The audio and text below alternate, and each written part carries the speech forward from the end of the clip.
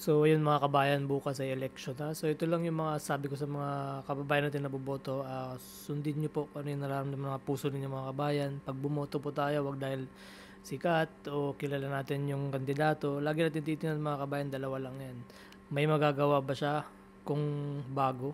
Kung luma na kabayan, tingnan mo kung anong ginawa niya. 'Di ba kung may nagawa ba siya during ng time na siya ay nandun na rin sa pwesto na yan, national man yan or sa local. Yun naman lagi kasi ang pag nangampan niya yung mga yan, lagi naman yan nagpa-promise, no? Lagi naman yung nagbibigay ng mga mabubulaklak ng mga pananalita, 'di ba? Minsan yung ibang sumasayaw pa, 'di ba? Kung ano nung ginagawa nila to entertain. Pero yung tandaan po natin mga kabayan, yung iba namimigay. So hanggang ngayon meron pa rin yan, may mga namimigay pa rin.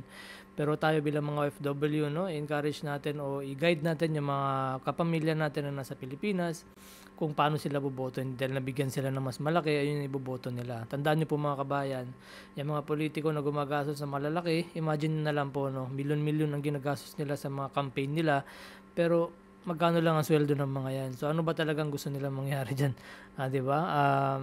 Doon mag-iisip ka na lang, mag-iisip ka na kaagad doon. Unless na lang kung may mga sumusuporta sa mga yan. At the same time, 'di ba, sabi nga dati ni Pangulong Duterte, mahirap no kung meron talagang mga negosyante na magpa-fund sa'yo kasi meron kang kargado, 'di ba? Meron kang karga-karga.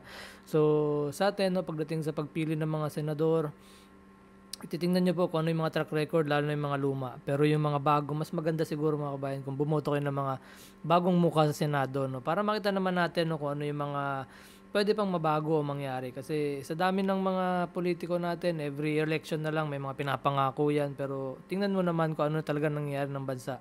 Yung peace and order, ganun pa rin, 'di ba? At the same time, marami pa rin talagang mahihirap. So ang sa atin is bumoto tayo nun talagang politiko na nakikita natin, no, na talagang magtatrabaho at gagawin talaga yung mandato na binigay sa kanila ng taong bayan. Marami naman diyan, maraming matitino, although marami rin talagang mga alam nyo na, 'di ba? So titingnan niyo maigi kung sino talaga yung mga iboboto